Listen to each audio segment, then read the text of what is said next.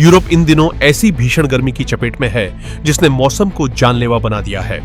हालात इतने गंभीर हैं कि अब तक 1300 से ज्यादा लोगों की मौत हो चुकी है।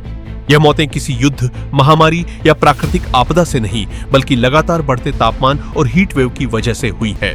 इसी खतरे को देखते हुए विश्व स्वास्थ्य संगठन WHO ने हीट वेव को साइलेंट किलर यानी खामोश हत्यारा करार दिया है।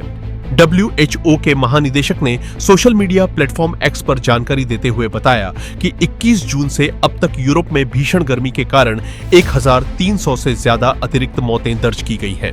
उन्होंने चेतावनी दी कि यूरोप के घर, स्कूल और कार्यस्थल इस तरह की अत्यधिक गर्मी के लिए तैयार नहीं है।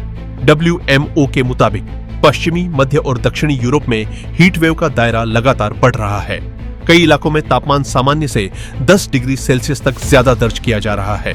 विशेषज्ञों का कहना है कि जून में ऐसी गर्मी पड़ रही है जो आमतौर पर जुलाई के आखिर या अगस्त में देखने को मिलती थी। रिपोर्टों के अनुसार फ्रांस में बुधवार से अब तक करीब 1000 अतिरिक्त मौतें दर्ज की गई हैं। फ्रांस की सार्वजनिक स्वास्थ्य एजेंसी का कहना है कि इनमें ज्यादातर बुजुर्ग शामिल हैं और वास्तविक आंकड़ा इससे भी ज्यादा हो सकता है। वहीं जर्मनी, पोलैंड, चेक गणराज्य और हंगरी भी इस भीषण गर्मी से बुरी तरह प्रभावित है। यूरोप में करीब 19 करोड़ लोग ऐसे क्षेत्रों में रह रहे हैं जहां तापमान 35 डिग्री सेल्सियस से ऊपर पहुंच चुका है, जबकि 38 करोड़ लोग 30 डिग्री से ज्यादा तापमान झेल रहे हैं। इस हीट वेव का असर सिर्फ लोगों की सेहत तक सीमित नहीं है।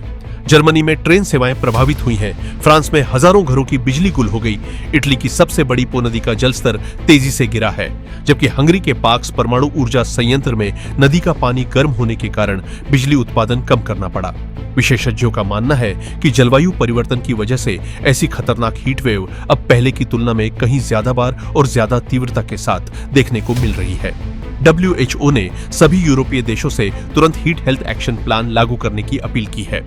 कुल मिलाकर यूरोप की यह भीषण गर्मी सिर्फ एक मौसमी संकट नहीं, बल्कि पूरी दुनिया के लिए चेतावनी है कि यदि जलवायु परिवर्तन पर समय रहते प्रभावी कदम नहीं उठाए गए तो आने वाले वर्षों में ऐसे जानलेवा हालात और भी आम हो सकते हैं।